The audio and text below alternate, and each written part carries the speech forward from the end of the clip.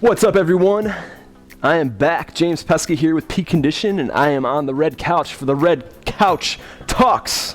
And I'm all by myself, so I'm going to extend my arms out here. Oh, this is great. You know, stretch out my legs. Ooh, that feels good. All right, so the talk I am going to discuss today is being true to yourself and your aspirations and your goals, and just not really worrying about what others think and kind of, you know, the norm of society. So I'll give two separate examples here. So one example is a friend of mine. Recently, in his position, his job, he's a trader, and so, you know, very successful guy, good at what he does, likes what he does. But recently, he tried kind of moving up the chain of command, and not necessarily because he needed to, but just because, you know, just almost because of like the prestige and a little more money, and you know, this is just what you do, you know, you move up the chain of command. And tried that new position for about 2 months or so, completely hated it. I mean, literally wasn't sleeping, was getting ulcers, wasn't eating, and was just completely miserable. Thankfully, kind of came to the conclusion that this wasn't really the right thing for him, and he decided, let me turn off my phone, I just got a text message, so that was kind of annoying. And so he decided that, you know, that wasn't the right thing.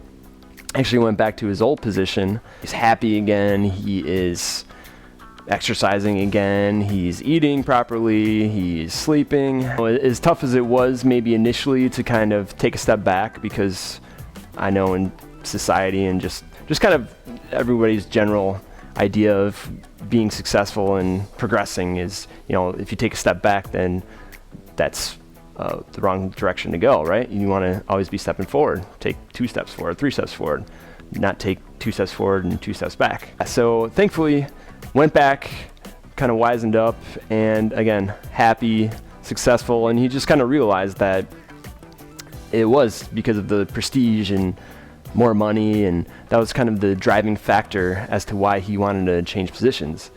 It wasn't that he wasn't happy with what he was doing. He actually kind of let outside influences skew his judgment and guide him toward that new position that wasn't really right for him. All right, so on to myself. All right, so this will be an example I'll use for myself. So I am a fitness trainer, coach, train clients, athletes, pretty much all kinds of people. So to give an example, early on in my training career, I guess, profession, this was maybe 5 years ago or so. So anyway, I'd been training for maybe, 3-4 years here in Chicago, dating a lot. So I was dating a lot of women as well. And what I had found with a lot of them was that they were looking for, you know, somebody who was in the eyes of society, like successful, like, you know, doctor, lawyer, somebody that makes a lot of money, which, and again, I'm not picking any professions, those are good professions. And so I would be frustrated, and I was frustrated with what I was doing. I was frustrated with my profession, or I thought I was, and I was thinking, man, you know, maybe I should just quit training. Maybe I should do some more schooling and, you know, take a different path and make some more money, and then that way that's going to make me happy. I'm going to get that girl that I really want, and life's going to be great and grand and blah, blah, blah. And again, this wasn't like my mindset the whole time, but I can just remember at times thinking stuff like that, because we all have highs and lows, and those were, you know, during the lows. And thankfully, you know, I just kind of took my head out of my butt and realized, like, no, you know, like, this is what I love to do. This is what I'm going to do. And granted, I'm not saying that you can't adjust and change what you're doing currently, and that's actually what I did. And what I realized was, it wasn't so much I was unhappy that I wasn't with someone or that I was making more money. I was actually unhappy with the way that my training business was going, because I had only been training older individuals who have a higher income level and they could pay me a lot more, but it was just boring to me. So what I did was I started training more athletes, started training more soccer teams, some college teams, and I actually lowered my rates a little bit, so I wasn't making as much initially, but I really enjoyed what I was doing. And actually, there's one college athlete I trained for free, and I helped him get a full ride to school, and that was super rewarding.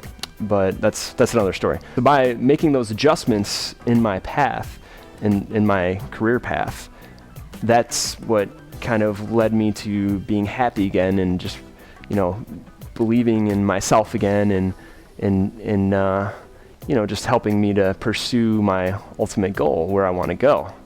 So I think that just, I was even guilty of it myself, just kind of letting the norm, society, like, oh, you need to make more money and you need to do this and that in order to be happy and be successful. I almost let that get to my head at times, and that ultimately was making me unhappy. And just realizing, sticking true to my guns, sticking true to my passions, that's what made me happy. And now I'm the happy guy you see today, giving you these awesome videos, right? So I think, just to kind of recap on everything, so I think one thing that helps is to examine, right? So examine what it is that maybe isn't making you happy, or you think isn't making you happy.